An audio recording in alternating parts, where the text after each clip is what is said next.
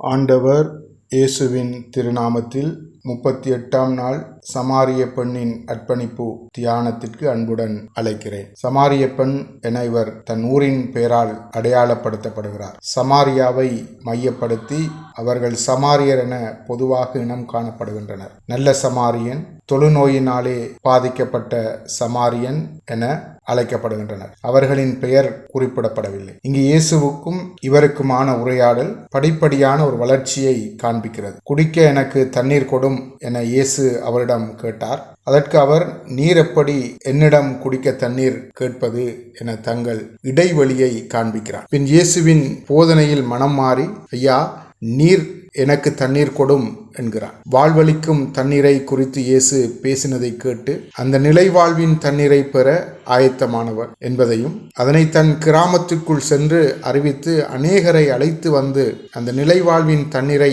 பருகச் செய்ததையும் காண்கிறோம். கிறிஸ்து என்னும் மேசியா வருவார் என எனக்கு தெரியும் என்பதையும், அத்தோடு என்னோடு பேசிய மனிதனை வந்து பாருங்கள், அவர் மேசியாவாக இருப்பாரோ என்கின்ற அழைப்பையும் அவள் விடுகிறதை நாங்கள் காண்கிறோம். எனவே அந்த கிராமத்தினர் இயேசுவிடம் வந்தார்கள். பாவி என முத்திரை குத்தப்பட்டவள் இயேசுவின் போதனையால் மனம் மாறி அவரை மேசியாவாக அடையாளப்படுத்தி அந்த மேசியாவை தான் வாழ்ந்த சமூகத்திற்கும் அறிமுகப்படுத்தி அநேகர் மீட்படைவதற்கான வழியை திறந்து கொடுத்தார். எனவே அவர்கள் சான்று பகர்ந்தனர். உண்மையாகவே இவர் உலக மீட்பர் என அறிந்து கொண்டோம் என்கின்றனர். இவரின் செயல்பாடும் இயேசுவின் மேல் கொண்ட நம்பிக்கையும் அவளும் அவள் கிராமமும் மீட்படைய உதவியது. இன்று நாமும் எம்மை அர்ப்பணிப்போம்.